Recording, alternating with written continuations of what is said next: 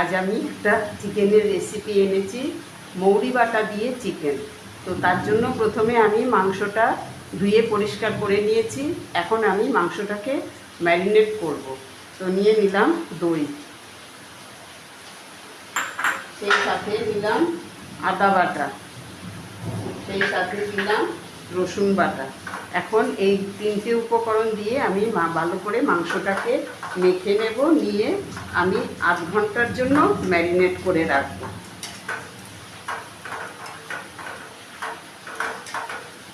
তো ফিরে আসছি আমি আধ ঘন্টা পর। তো আধ ঘন্টা পরে আমি ফিরে এলাম। এবার আমার রান্নাটা আমি এবার বসাবো। তো তেলটাও আমার গরম হয়ে গেছে। এখন আমি পেঁয়াজটা ভাজতে দিয়ে দেবো।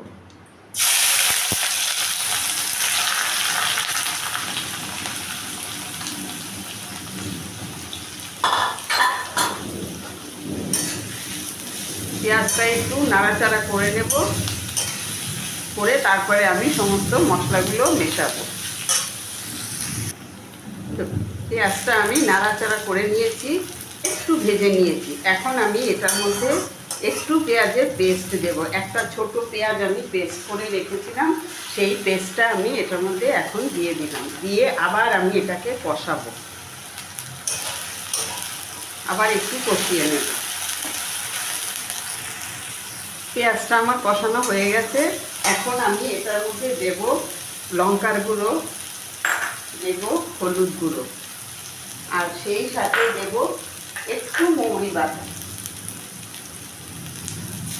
আর দেব পরিমাণ মতো নুন। দিয়ে আমি মশলাটাকে আবার কষিয়ে নেব।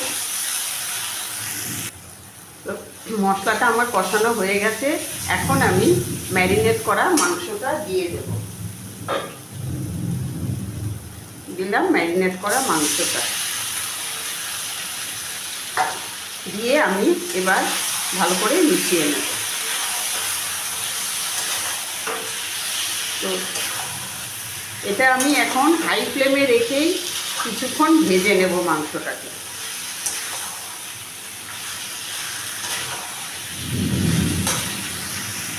তো মাংসটা আমি হাই ফ্লেমে কিছুক্ষণ ভেজে নিয়েছি।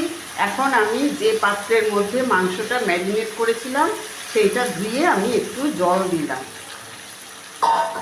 দিয়ে এবার আমি একটু নেড়ে চেড়ে একটু চাপা দিয়ে রাখবো।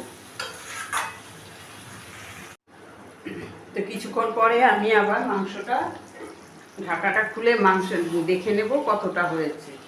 তো মাংসটা আমার সেদ্ধও হয়ে গেছে আর কষানো হয়ে গেছে।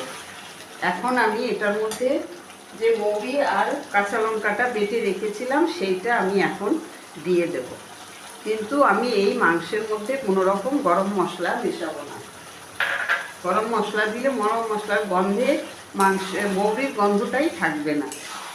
সেই জন্য আমি কোনো রকম গরম মশলা এটার মধ্যে মেশাচ্ছি না। তো এখন আমি কিছুক্ষণ আরও এটাকে কষিয়ে নেব।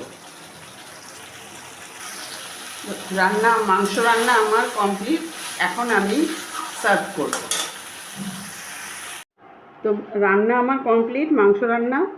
এই হলো আমার মৌরি বাটা দিয়ে চিকেন। তো আপনাদের কাছে রেসিপিটা কেমন লাগলো অবশ্যই আমাকে একটু কমেন্ট করে জানাবেন। আপনাদের একটা কমেন্টের অপেক্ষাতেই আমি থাকি। তো ইউটিউব থেকে যদি দেখেন আমার রেসিপিটা, তো একটা সাবস্ক্রাইব, আর ফেসবুক থেকে যদি দেখেন তাহলে পেজটাকে ফলো করার অনুরোধ রইল। আজ এই পর্যন্তই। নেক্সট রেসিপি নিয়ে আবার কথা হবে।